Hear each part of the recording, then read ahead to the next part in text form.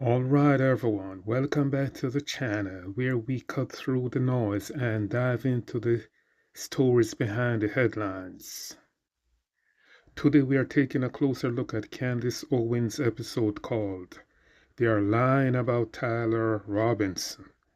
Now, Candace made some bold claims about Tyler Robinson, the alleged suspect in the assassination of Charlie Kirk. And let's just say some of what she said just doesn't add up. Candace started out saying that the case laid against Tyler Robinson might be completely made up, except for one thing, the gun. She admits that the weapon found in the bushes near the crime scene was Tyler Robinson's weapon. But wait a minute. That's a pretty big exception. Don't you think if you are going to argue someone is not connected to the crime, but then you agree that the gun found at the scene belongs to him, well, that's not a small detail.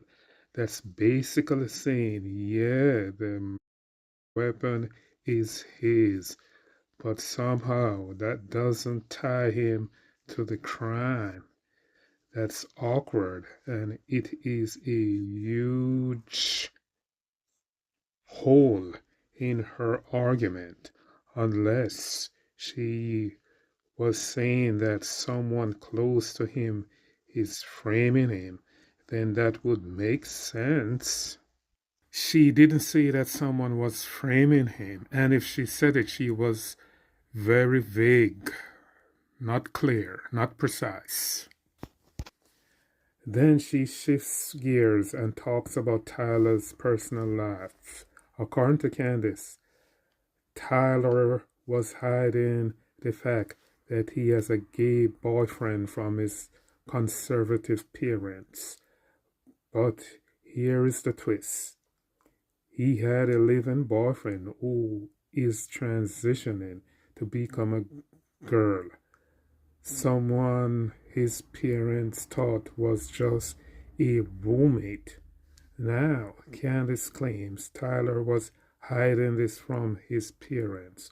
But how do you hide something that you are posting on social media to the world to see, but at the same time, only your parents you're hiding it from? Imagine that. Everyone in the world is gonna know that he has a boyfriend living with, but the parents don't know. Candace admit this, that Tyler and his boyfriend had photos of them on social media kissing his boyfriend online, and the boyfriend himself publicly called Tyler his boyfriend. So really, if you are trying to keep a secret, social media isn't the exact place to put it on. At some point in time, someone is going to mention it to his parents. Hey, you know what? Your son is gay. I didn't know. That makes Candace's claim sounds shaky. Besides, if any of his parents use social media, and I am assuming that they have Tyler's number stored in their phones. Once you have someone's number stored in your phone and they are on social media and they make a post at some time, that post will pop up on your feed. So I guessed Tyler's parents are old fashioned parents. Not because they are conservative. I don't think they're old fashioned. They must have some social media on their phones. Candice also claims that the reason Tyler Robinson went to the police before they came to him is because he was afraid they would shoot him. That's is the reason that he surrendered to the police. Now, the demographic of people most likely to be shot by the police, based on what the media report and statistic data. Does Tyler Robinson fit that demographic? Honestly, no. So that explanation doesn't make a lot of sense, given Tyler Robinson would identify as a Caucasian man. And we know that Caucasian men, according to media reports, are not the demographic group that is unalive by police officers. If he truly wasn't involved, you would expect him to come forward because he wanted to clear his name, not because he thought he was about to be gunned down. Then Candace brings up Tyler's parents. She says they don't believe he committed the crime either. Well, let's be real. Parents not believing their kid could be guilty of something serious, that's not unusual at all. It's actually the most common reaction.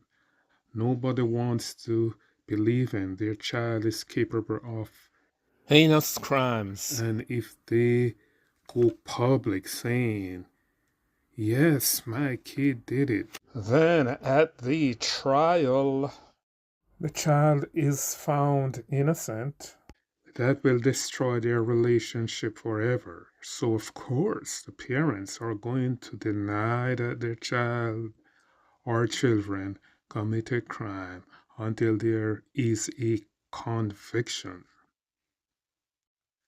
So here is the bottom line. Candace Owens is doing her own take, her own investigation of a dear friend of hers, but some of the claims don't line up with reality.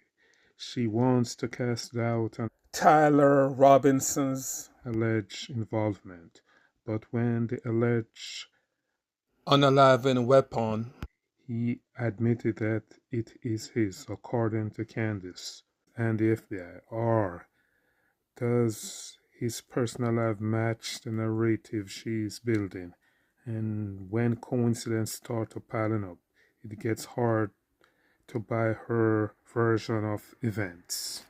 One other thing that Candace factored out altogether are lies. I guess Candace never heard the term lying, especially if someone is accused of assassinating a public figure or a political activist. As in Kirk's case, making him liked by some and hated by others.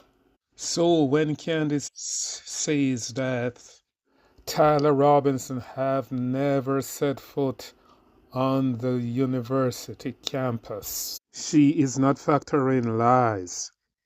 I'm not saying that Tyler Robinson commit the crime, but let's see that the person who commit this crime under no circumstances is going to say that I've been on the campus before or admit to the crime, because once someone assassinates a political figure and they admitted to the crime, then all their sympathizers, everyone who sympathizes with them, are not going to sympathize with them anymore.